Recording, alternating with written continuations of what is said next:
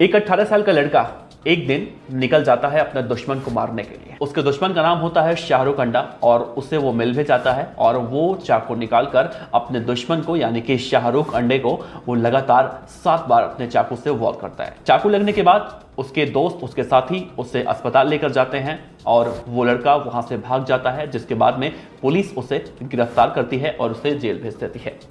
दरअसल जिस लड़के के बारे में हम बात कर रहे हैं उस लड़के का नाम है रोशन शर्मा, जो कि मध्य प्रदेश के उज्जैन जिले के कुख्यात गैंगस्टर दुर्लभ कश्यप गैंग का खास मेंबर था और दुर्लभ कश्यप के साथ मिलकर वो इसी तरह से कई सारी बड़ी वारदातों को अंजाम दिया करता था। आज वो जेल से बाहर आ चुका है और बाहर आने के बाद जिस तरह से अब रोशन शर्मा को लेकर कई तरह की बातें कही जा रही हैं कि मध्य प्रदेश के उज्जैन जिले में अब एक बार फिर से गैंग वॉर की आशंका है। तो कौन है रोशन शर्मा और तो ऐसे में एक तरफ से जहां कहा जा रहा था कि दुर्लभ कश्यप गैंग को चलाने वाला कोई नहीं है, तो दुर्लभ कश्यप गैंग को शायद अब रोशन शर्मा ही चलाए।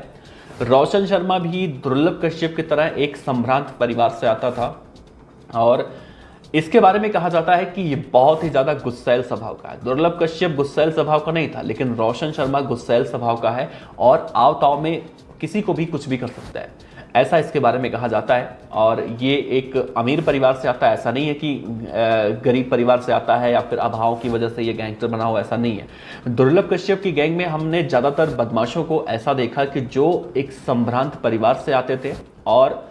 इस सब के बावजूद भी वो जराइम की दुनिया में उतर गए और उतरने के बाद इस तरह से वारदात करते रहे। तो रोशन शर्मा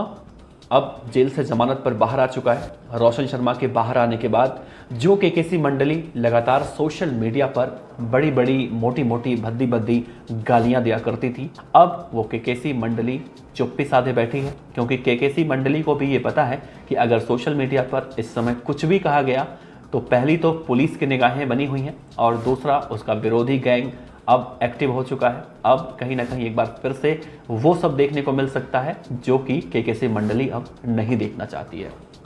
क्योंकि शहनवाज हो, शादाब हो, अमित भूरा हो या फिर जितने भी लोग हों, जितने लोग दुर्लभ कश्यप के हत्या में शामिल थे, उन सब की जमानत कैसे हुई है ये तो वही लोग जानते हैं। हालांकि कई सारे सूत्रों से हमने बातचीत की तो वो लोग ऐसी ऐसी बातें बताते हैं कि अगर हम आपसे यहाँ बताने के लिए बैठे हैं तो आप भी उन पर तरस खाएंगे। लेकिन ठीक है।